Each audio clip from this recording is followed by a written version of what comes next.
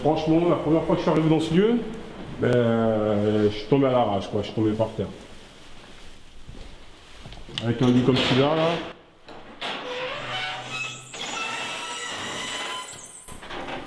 Moi, personnellement, je suis dans la rénovation, tout ce qui est bâtiment, rénovation, électricité, donc je m'y connaissais assez sur les bases. On se prenait dans ce bâtiment, on se perdait, il n'y avait pas d'électricité nulle part dans les différents étages. Moi, c'est pour ça que mes amis m'avaient appelé à l'époque. On devait être, je sais pas moi, 11 dans ce bâtiment à tout casser. Et le reste, c'était que des gens qui passaient. Je dirais pas des clochards, mais à peu près ça, quoi, parce que c'était des mecs qui dormaient dans les couloirs parfois. Là, tu es obligé d'apprendre à la vivre, cette vie. Parce que on se rencontre plus dans une rame de métro. Là, on se rencontre dans un bâtiment, sur des voisins que tu seras obligé de supporter matin, midi et soir. C'est pas juste des voisins qui ferment leurs portes.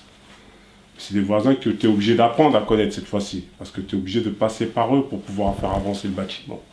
Aujourd'hui, on a fait beaucoup de choses. On a tout ce qui est rénovation. Au niveau on a fait appel à des jeunes artistes pour nous faire de la peinture sur les murs, des graphes.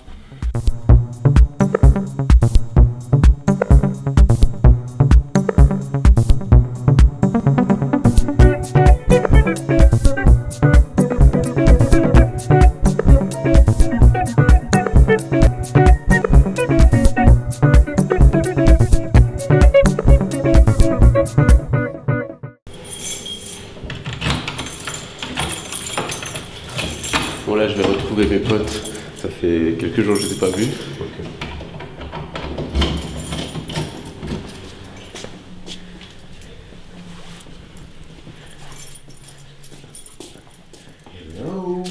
Dans un squat, tu as plus l'impression d'être dans un village, une micro-société, une micro-ville. Et donc voilà, ton espace, tu sors, tu rentres dans un autre espace, tu as presque l'impression d'être aussi chez toi. C'est un grand chez toi en fait, fait de petits univers. Le fait qu'il y ait plusieurs locaux qui sont occupés par des personnes sensiblement sur la même... qui ont un mode de vie plutôt équivalent au tien, ça crée directement une sorte de cohabitation. Et les premières personnes qu'on a croisées nous ont dit vous pouvez vous balader, hein, c'est très beau, il y a plein d'œuvres d'art, mais vous ne trouverez pas d'endroit où... Enfin, vous ne pouvez pas rester ici. Il y a des gens, ils attendent 1 an, c'est pas possible. On s'est dit, ok, bon, on va juste regarder. Hein. Et il nous a dit de ne pas prendre les escaliers, de faire juste la rampe. Si on prenait les escaliers, on se perdrait. Et c'est ce qu'on a fait à un moment, puis à un moment, on a vu un escalier, on a eu l'intuition d'y aller. Et on y va, et on parle avec la personne, et il nous a dit qu'il y avait un local en bas, et la nana qui avait ce local, elle partait le lendemain, 2 mois au Brésil, faire un reportage. Donc on est revenu pour la voir, et elle nous a loué ça 2 mois, et ça fait 1 an et demi qu'on est là maintenant. Ici particulièrement, il y a énormément de métiers différents, il y a beaucoup de gens qui travaillent le bois, il y en a qui font de la plomberie, il y en a qui font de l'électricité, il y en a qui font du métal, etc. Et c'est très enrichissant de voir que on peut tous s'entraider et tu peux apprendre énormément de choses de plein de personnes différentes. Ah bah j'entends la voix de Salomé, t'as eu au téléphone. On revient de voyage, donc on est un peu chargé. Pour moi c'est pas que mon lieu de vie, c'est surtout mon lieu de travail en premier. J'ai d'abord eu un atelier ici, puis après je suis venue vivre ici. Avec mon associé Salomé Brussieux, avec qui j'ai créé ma marque de prêt-à-porter, on cherchait un atelier pour travailler. Parce qu'on a commencé chez nous et c'est assez vite devenu trop petit. Et donc par connaissance en fait, amis d'amis, via Salomé, on a entendu parler de cet endroit. On est dans une situation de précarité à la base parce que c'est instable, on sait jamais combien de temps ça va durer.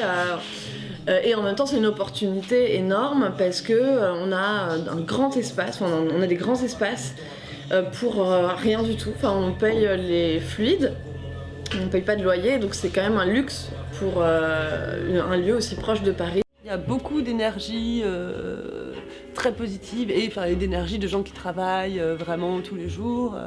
Mais il y a aussi des personnes... En fait, c'est beaucoup plus diversifié et c'est ça qui est riche aussi à la Jarry, c'est qu'il y a des personnes qu'on n'aurait jamais rencontrées autrement.